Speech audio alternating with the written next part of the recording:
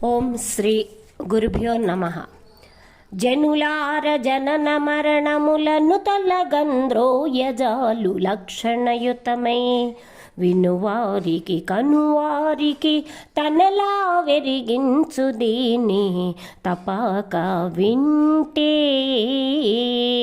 అప్పుడే వారా లెప్పుడు గంటే కనుక వినబుద్దైతే వినుడి చదివెదా మీకై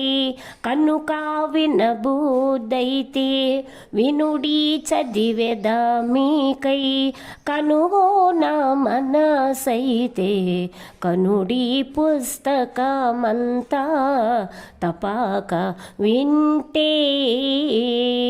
అప్పుడే వారా